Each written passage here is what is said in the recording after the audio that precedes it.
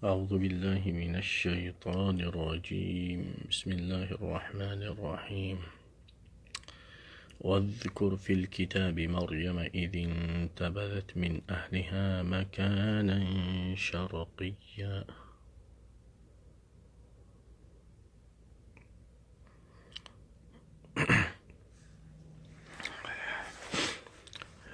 يا الله.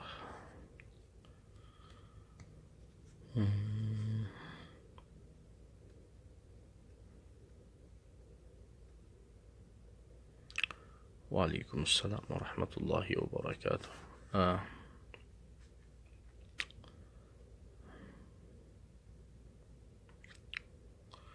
أعوذ بالله من الشيطان الرجيم. بسم الله الرحمن الرحيم.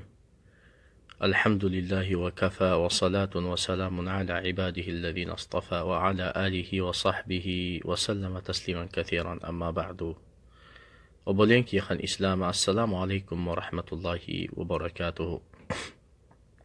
إن شاء الله ربي نوان قالين هادو بسو جتشاتين يروتنا فيديو ورابون عداخي يامتي جزي خانقو يا خيسان بونت وغيمير قاني إف خيسا بهيتين دوبا غرتي دوبا چوتوري الرمو دوبا غرتي دوبي غري چلساني دوبا غرتي يروك أبوهين هنتاتو وان تكا دوبا غرتي أصو بيتو وان ديما جرو أصو دوبا غرتي إجان أركتو وانتي غري دوبا غرتي أكا چلستي چلجتي برا خودتي ديمتو ستين ديستو جچول وان ديما جرو حق أباساني دوباچون دوبا غرتي درقاما نورتي تاها جچولا دوبا غرتي خونيس مالي جنان obboleeyyan keenya gariin isaanii wallaalaan tahuu takka beekumsa dhabaan tahuu takka duba gartee beekaatiis tahuu takka duba gartee oduun sobaa oduun dharaa isaan gahuudhaan warreen duba gartee shamarran keenya gariin isaanii obboleeyyan keenya gariin isaaniitilleen haadhotii teenya gariin isaaniitilleen duba gartee ilmaan biyya keenyaatis haa tahan hedduudha duba gartee oromiyaa tana guutuu keessaahis bakka adda addaati duba gartee jiruu isaanii fooyyeffachuudhaaf duba gartee jiruu isaaniif irraa jijjiiruudhaaf ifillee dandahanii duba gartee warra isaaniitillee dandahuudhaaf duba gartee warreen duba gartee biyya arabaa kana keessa jiraatan irratti olola addaatu duba gartee deemutti jira jechuudha. Waan kana duba gartee dhorkuun dirqama namarratti tahaa jechuudha. Awwalan duraan dursoo wanni sirriitti wali beekuu qabnu shamarran jechuun haadha teenya. Shamarran jechuun haadha warra keenyaati.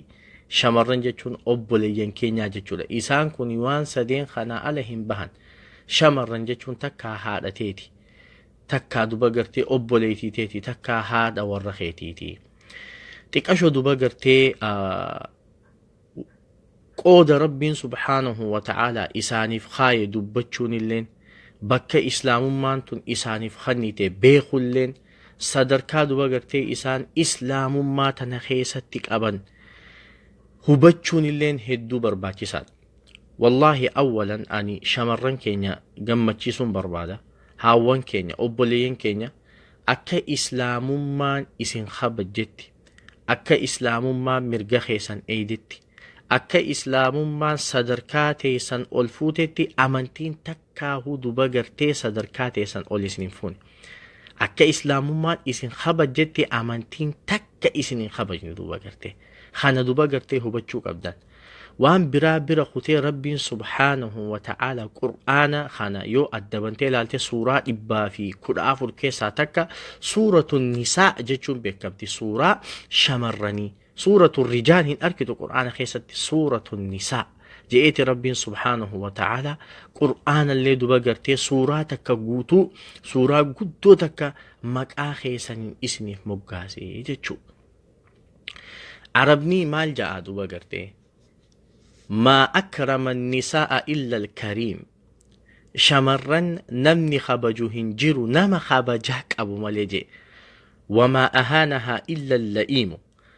نمني دوبا قرتي شمرن تكيسو هنجرو نما أكاقره هنكبني نما بؤا هنكبني يوتاتي ملي نمني إسان كانت تكيسو هنجرو جي دوبا قرتي مي وائي خيساني أنيو نين دبت لجئ دبا قرتي والله يرو هنغانا خيستي قرآنا في حديث را دبت لفتو هندن دهو ميغا مدام سخيات أجد تركان فد duraan dursa duba gartee wanti sirritti beekuu qabnu obboleeyyan kiyya wallahi yeroo ammaa tana keessatti awaaniin qabatamaan beeku ani ustaaz Ali Sufyaan Abdullahi kan amma viidiyoo kana isinii waraabaa jiru waaniin qabatamaan beeku waaniin ijaan arkee jiru waaniin ragaa dhibbatti itti qabu yeroo ammaa tana keessatti namni duba gartee diin islaamaa cinaa dhaabbachuus tahe rakkataa ofiitillee gargaaruus tahe namni akka shamarran biyya arabaa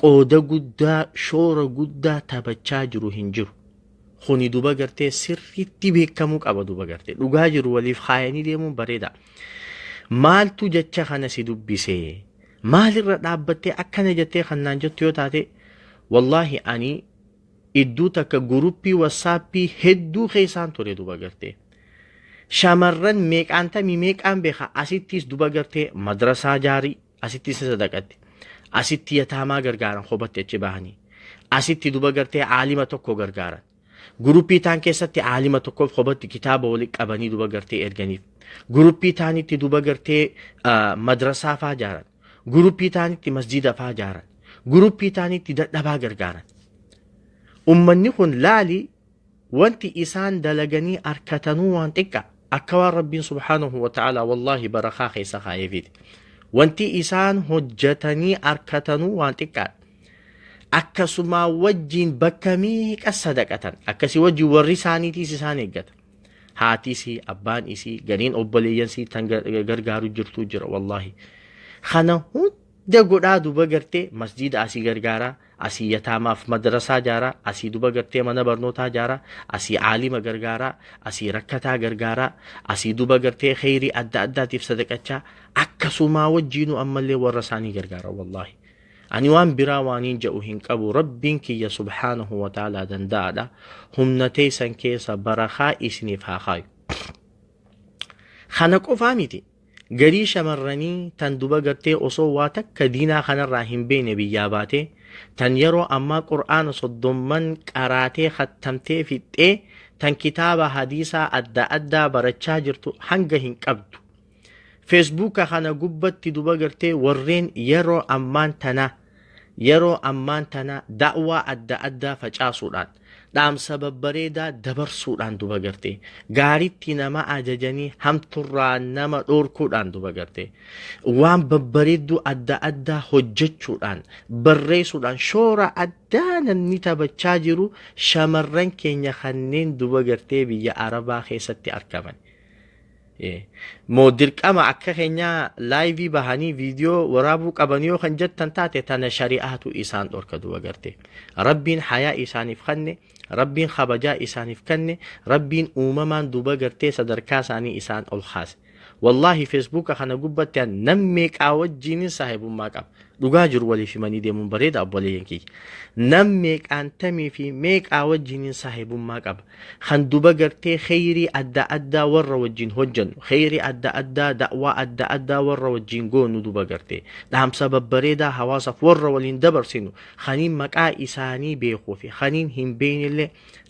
hanga hin qaban kana duba gartee maalummaa isaanii beekuun dirqama namarratti ta'a yoonii fi duba gartee rakkoo takka tan achi keessatti argamtu ni dubbannaa kan jennu taate walitti hin kijibnu wal hin soobnu duba rakkoon akkasiisan achi qofa keessan jirtu as biyya Ameerikaa bakkaanan jiraachuu jiru tanaas numa jirti yoo Awurooppaa dheetes rakkoon akkasiisan numa jirti yoonii fi biyya Afrikaa tana keessa deemtees rakkoon akkasiisan numa jirti duba gartee wanni isaanuma kana qofa irratti ija dhaabanii fookas godhanii isaan kana taargeta keessa galchanii akka duba gartee isaan malee shamarran baditti hin jirre tokkoleen akka hin jirre gootanii warreen olola ooftan rabbii keessan sodaadhaa waan beekumsa ittiin qabne haasawutti jirtanii waan duba gartee ragaa qabatama ittiin qabne haasawutti jirtanii nam takkaa fi lama kan rakkoo waliin qabdaniif jettanii nam takkaa fi lama kan akka malee wal gootaniif jettanii